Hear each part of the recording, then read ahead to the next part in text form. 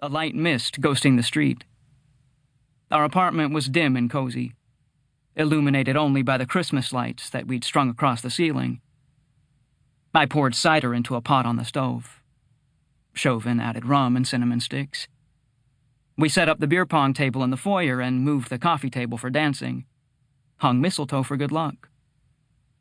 Evan and Chauvin both had girlfriends. I figured I'd find someone soon. I didn't have my eye on anyone in particular that night. Since moving to the city, I'd hooked up with a handful of girls and quasi-dated one. Her name was Shelley. It was short-lived, and she unfriended me on Facebook. Still, we were all at the age where dating felt real. Friends were pairing off, staying in, rising early, signing leases, marriage, kids, thoughts of the suburbs. The previous summer, I'd attended 7 weddings.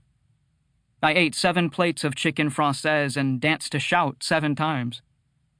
I watched 7 mothers dance with their sons. I drank. I drank gin and tonics on the lawns of country clubs and flutes of champagne through awkward toasts. I guzzled wine by the globeful, making small talk with the bride's camp friend, the groom's co-worker, the cousins from Kentucky whom I'd never see again. Before the dancing, I ordered shots. Or, if shots weren't on offer, I ordered tequila neat. I'd kick the liquor back in one mouth-smacking swill, ready to have the best night of my life. It was 9:15, and our guests were supposed to arrive at 9:30. I always got nervous before throwing parties, but that night my anxiety, which had steadily increased over the past few years, grew volcanic. I darted to the bathroom, fixing my hair, tucking and untucking my flannel shirt, smiling at my reflection, breathing against the drumbeat inside my head. Chauvin was wearing a blazer. Should I wear a blazer? I decided to borrow one of his ties. I checked my phone compulsively. My nerves crackled. 9:35, 9:40. I sent a few desperate texts. Where are you? You guys still coming? I glommed my eye to the peephole, blinking into our empty hallway, the sight of the warped walls and doors instilling within me a silent dread. The 3 of us tested the ice luge on the balcony while we waited. The peppermint schnapps, a cold river.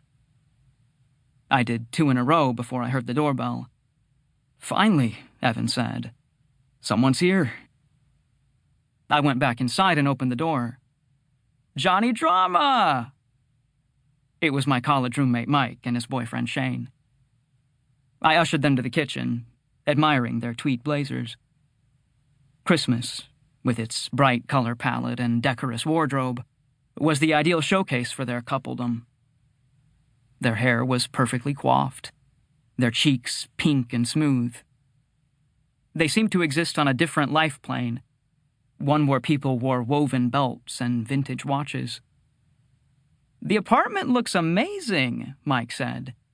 I'm normally a white lights person, but I love the colors. I took his coat and offered him a drink. We've got vodka, tequila, wine, whiskey, beer. Everything the light touches. Tequila soda? 2 limes. I opened the Patron. Mike, Evan, and I went out to the ice luge. The 3 of us had formed a triumvirate in college, but Mike stood at the center, the cruise director of our social group. He organized pre-games, bar crawls, birthday parties, and spring breaks. College, for Mike, had been about building relationships. Academics were secondary to establishing his network. While Evan and I scrolled through our textbooks, highlighters in hand, Mike was playing Legend of Zelda with the guys down the hall. Even when he wanted to study, he struggled to focus. Before an exam, he'd pop an Adderall, only to waste the high manically rearranging his dorm room. As college progressed, his mind grew unsettled.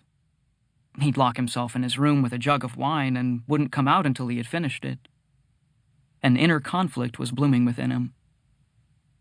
When Evan and I came back from studying abroad our junior year, Mike had lost 80 pounds, dyed his hair, and come out of the closet. He knows